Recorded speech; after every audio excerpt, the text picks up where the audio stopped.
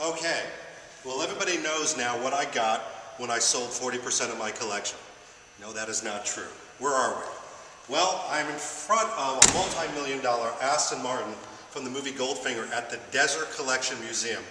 This place is amazing. It's in Miami, Florida, and everybody equates Miami, Florida with sun, clearly as you can see from my sunburn, beaches, bikinis, great food.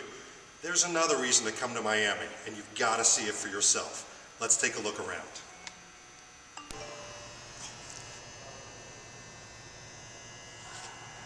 Well, we're inside, and you are absolutely in for a treat.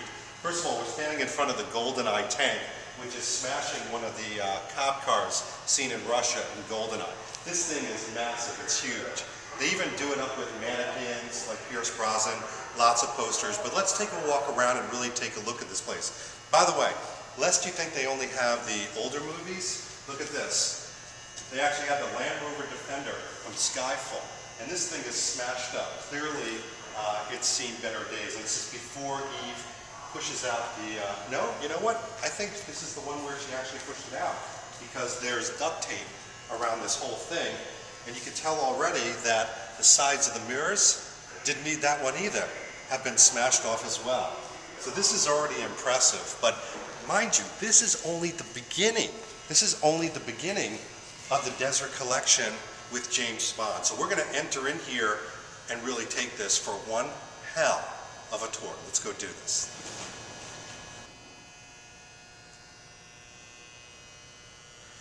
With pleasure, M.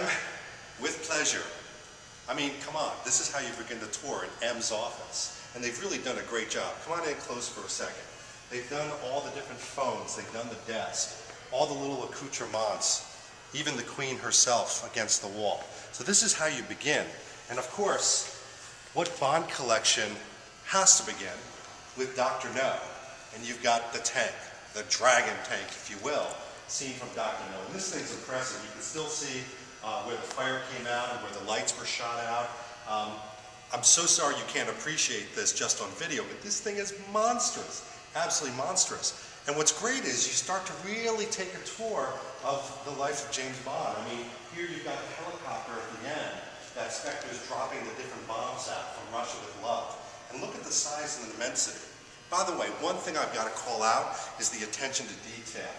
Even in the different environments that they've done, they've kind of built the rocky, shoaly, grassy areas that this particular scene is seen.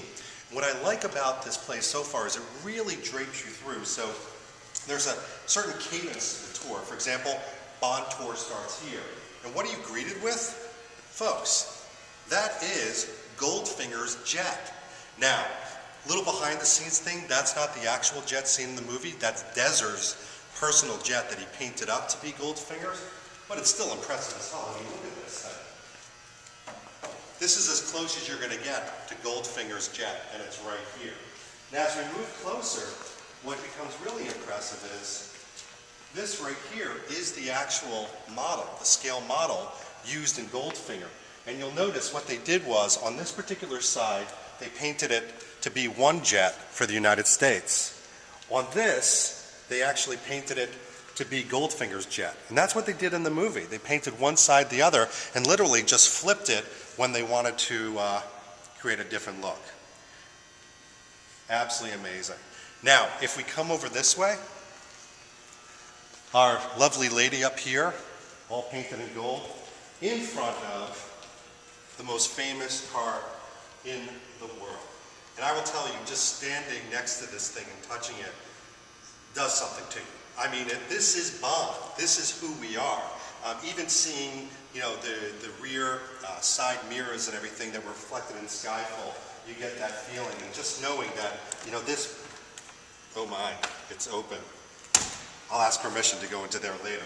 But with the tire spikes and, of course, the shield on the back, the bullet deflector, absolutely, absolutely amazing. And again, just starts to get into your mind. But there's more to see.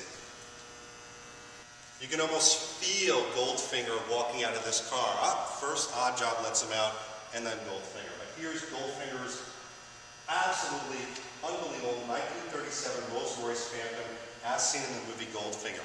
And it's as impressive here in real life, even more so than in the movie. Absolutely unbelievable. You just want to stroke it, but don't get too close. It's an AMC Hornet. It was cheating. We looked. The camera person looked. She did a nice job. But over here, I mean, I've seen this before in person, but only at the New York Car Show. Now to see it here in the right environment. Good Lord, a train is coming through. Is the Neptune, obviously, and right next to the Citroen. Now, one of the things I've got to say about this, you know, things like the Moonraker and things like the jumpsuit, you want to give yourself plenty of time to walk around. This is not something, even the Bond section, somebody had told me before I came in here, oh, you'll get through it in an hour. I don't see how. If you really take your time, you're going to see a ton of little tiny details. I mean, even seeing how cool the Citroen CV. Now, I heard that they did this later on for publicity's sake. I don't like that. I don't like the 007 thing on there. I think you keep it pure and simple, but I understand why people did that back then. I'm not crazy about it. Now, if we can fling ourselves over here for a second, you're going to see the very, very cool helicopter that Naomi is, well, she meets her maker in this particular one. But this is the helicopter right next to a nice little detailed outfit from the movie, and that looks like an original prop.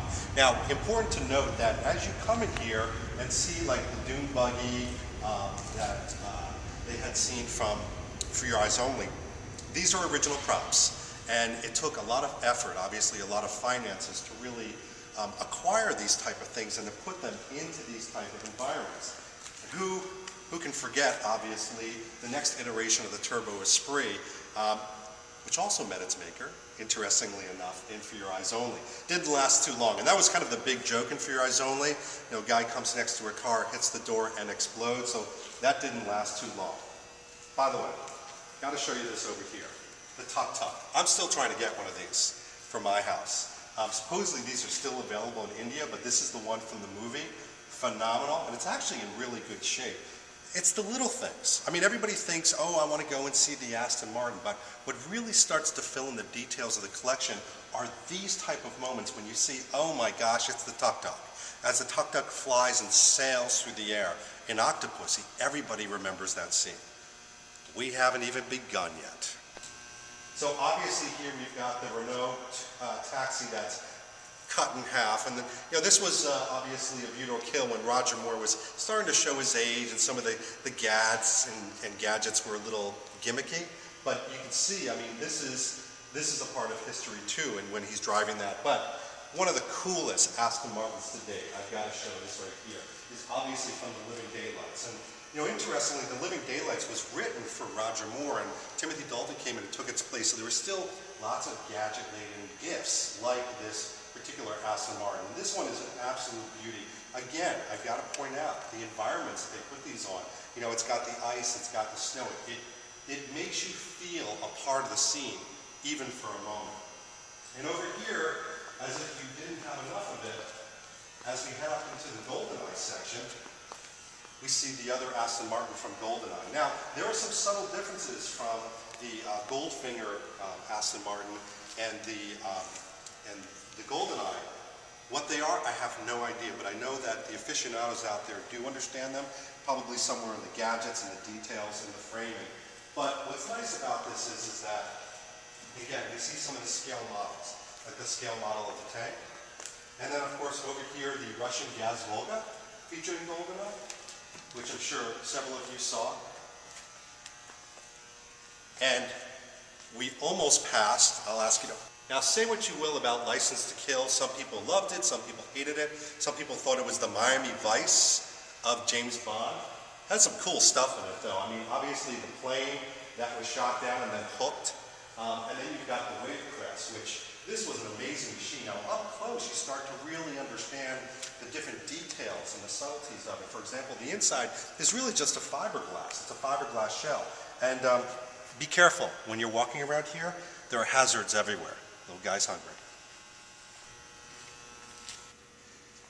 So Tomorrow Never Dies, one of my favorite Brosnan films, because I think Brosnan started to come into his own. He became more comfortable with things. And here we've got the different newspaper outfits that Lindy Hemming actually did for the movie. So we've got some of the original props here, and of course jumping right into the BMW 700 series, the 750 IL to be exact, which obviously Bob drove from the back seat. Now, once we go into the prop section of the Dezer Museum, you'll actually see the Ericsson remote control that he used. But as we go over this way, we'll start to spot, of course, the motorcycle. BMW R1200 motorcycle used in the movie. This puppy's seen some action.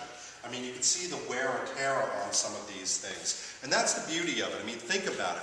Vehicles and props used in these movies should look like they've been used. And this one does. Now, if we swing over this way,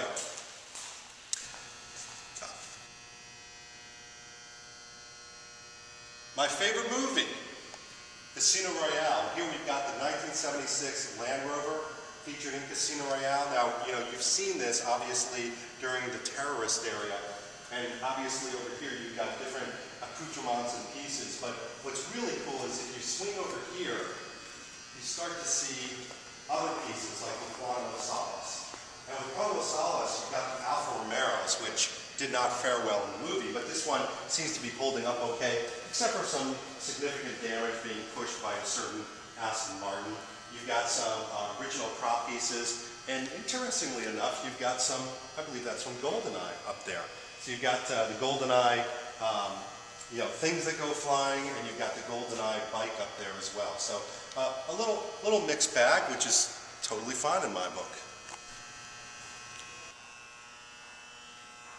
There's just too much in here for one video, so we're going to have multiple videos. That's right. So this is my official The Bond Experience to be continued, and it will be continued in a later video. Hope to see you then. Trust me, the best are left for the subsequent videos. Stay tuned for those. This has been David Zaritsky for The Bond Experience here in Miami, Florida at the Dezer Collection. More to come.